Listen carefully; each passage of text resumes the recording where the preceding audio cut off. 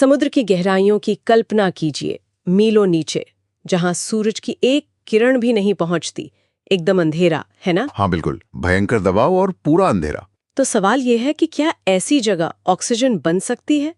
आज हम इसी पहेली को समझने की कोशिश कर रहे हैं। Dark oxygen. हमारे पास कुछ लेख हैं, कुछ शोध हैं, और हम इनसे खास बातें निकालने वाले हैं। प्रशांत महासागर में एक जगह है, क्लैरियन क्लिप्टन जोन, CCZ कहते हैं इसे, करीब 4000 मीटर नीचे। जी। वहां पॉलीमेटालिक नोड्यूल्स मिलते हैं, मतलब पत्थर जिनमें मैंगनीज, कोबाल्ट, निकल, तांबा वगैरह होता है। हाँ, काफी कीमती धातुएं हैं। और कुछ स्रोतों का कहना है कि वहां बिना फोटोसिंथेसिस के ऑक्सीजन बन रही है। तो चलिए देखते हैं ये मामला क्या है।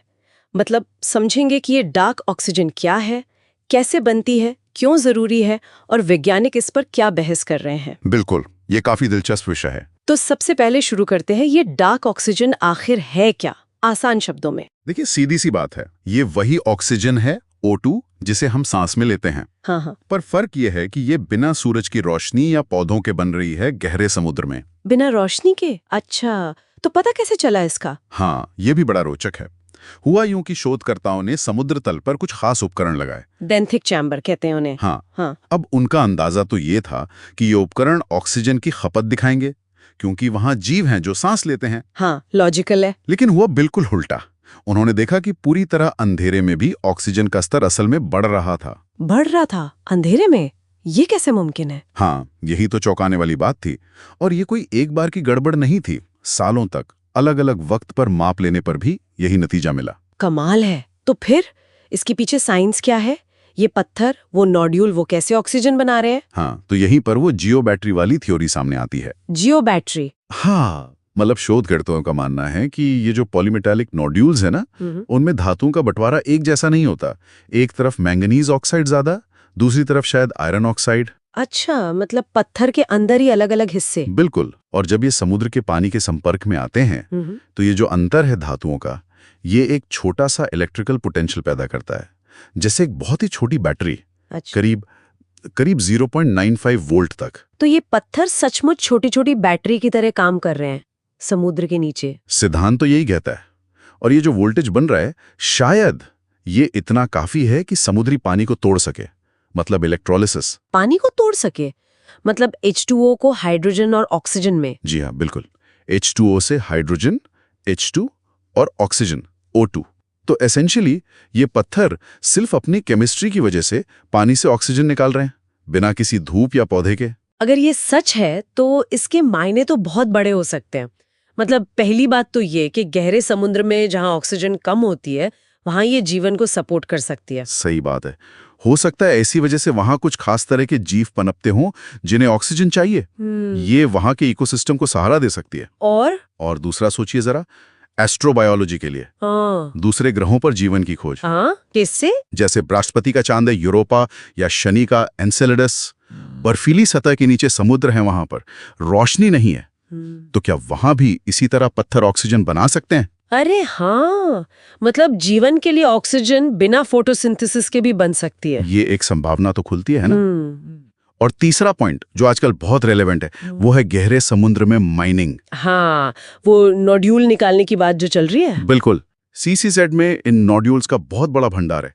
अगर ये नोड्यूल वाकई ऑक्सीजन बना रहे हैं और हम इन्हें वहां से हटा दें, तो वो ऑक्सीजन का सोर्स ही खत्म हो जाएगा। हाँ, और उसका समुद्री पर्यावरण पर क्या असर होगा लंबे समय में, ये अभी कोई ठीक से नहीं जानता। इसके नतीजे अनदेखे हो सकते हैं। ये तो गंभीर बात है। लेकिन क्या सभी वैज्ञानिक इस बात से सहमत है? मतलब क्या ये पक्का है कि ऑक्सीजन बन ही रही है? नहीं, यहीं पर थोड़ा रुकना जरूरी है। इस पर काफी बहस चल रही है वैज्ञानिक कम्युनिटी में। कुछ स्वतंत्र एक्सपर्ट्स हैं जो इन नतीजों पर सवाल उठा रहे हैं। अच्छा, क्या कह रहे हैं वो? उनका कहना है कि हो सकता है ऑक्सीजन में जो बढ़ोतरी दिखी है वो असल में एक्सपेरिमेंटल एरर हो, मतलब प्रयोग में कोई गड़बड़ी। जैसे कि उपकरणों में कहीं से लीकेज हो, या हवा के छोटे बुलबुले अंदर फंस गए हों, या फिर चेंबर के अंदर पानी के बहाव में कोई दिक्कत हो, जैसे ऑक्सीजन की रीडिंग गलत आ रही हो। तो मतलब वो कह रहे हैं कि शायद ऑक्सीजन बन ही नहीं रही, बस माप गलत है। कुछ आलोचकों का यही तर्क है। और वो ये भी कहते हैं कि जो वोल्टेज मापा गया है जो शायद 0.95 V से भी कम हो सकता है, असल में वो पानी को पूरी तरह इलेक्ट्रोलिसिस करने के लिए काफी नहीं है। और इलेक्ट्रोलिसिस का एक और बाय प्रोडक्ट होना चाहिए, हाइड्रोजन गैस। लेकिन उसका कोई पक्का निर्णायक सबूत अभी तक नहीं मिला है। अच्छा, तो हाइड्रोजन का न मिलना भी एक सवाल खड़ा करता है। बिल्कुल, और ये भी नोट करने वाली बात है कि पहले भी गहरे समुद्र में स्टडीज हुई हैं, लेकिन उनमें ऐसी ऑक्सीजन बढ़ोतरी की बात सामने नहीं आई थी। तो मतलब मामला भी उलझा हुआ है। तो फिर आगे क्या होगा? इस पहेली को सुलझाने के लिए क्या किया जा रहा है? हाँ, तो इन सब सवालों के जवाब खोजने के लिए और जो शक हैं उन्हें दूर करने के लिए वही रिसर्च टीम जिसने ये खोज की थी, हाँ, वो जनवरी 2026 में एक बड़ा 3 साल का मिशन शुरू करने की प्लानिंग कर रहे हैं। 3 साल का मिशन, वाह। हाँ, उनका लक्ष्य है कि और बेहतर और ज्यादा सेंसिटिव उपकरणों का इस्तेमाल करके ऑक्सीजन और खासकर हाइड्रोजन दोनों की मौजूदगी का ठीक-ठीक पता लगाया जाए, ताकि ये एरर वाली बात खारिज हो सके। बिल्कुल। और वो ये भी जांचेंगे कि कहीं इस पूरी प्रक्रिया में माइक्रोब्स यानी सूक्ष्म जीवों का भी कोई रोल तो नहीं है। हो सकता है ये पूरी तरह जियोकेमिकल ना हो। अच्छा, तो माइक्रोब्स भी इसमें शामिल हो सकते हैं। ये भी एक संभावना है जिसकी जांच होगी। तभी ये पूरी तरह साफ हो पाएगा कि ये डार्क ऑक्सीजन सच में बन रही है या ये कोई और फिनोमेनॉन है। तो कुल मिला के देखें तो इन स्रोतों से हमें गहरे समुद्र में ऑक्सीजन बनने की एक बहुत ही रोमांचक लेकिन साथ ही विवादित कहानी पता चलती है। एक तरफ तो ये संभावना है कि समुद्र के नीचे के पत्थर ही जीवन देने वाली ऑक्सीजन बना रहे हैं, जो हमारी समझ बदल सकती है गहरे समुद्र की और शायद दूसरे ग्रहों पर जीवन की भी। हाँ, और दूसरी तरफ वैज्ञानिक संदेह हैं, प्रयोग पर सवाल है और पुख्ता सबूत का इंतजार है। बिल्कुल।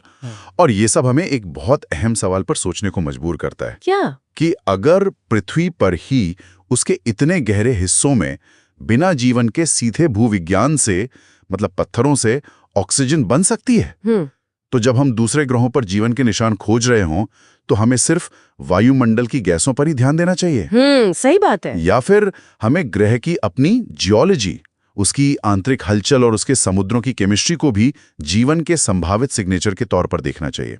शायद ऑक्सीजन मिलना हमेशा जीवन का सबूत ना हो। ये सोचने वाली बात है। मतलब जीवन की खोज शायद और भी जटिल हो सकती है। हाँ, एक नया पहलू है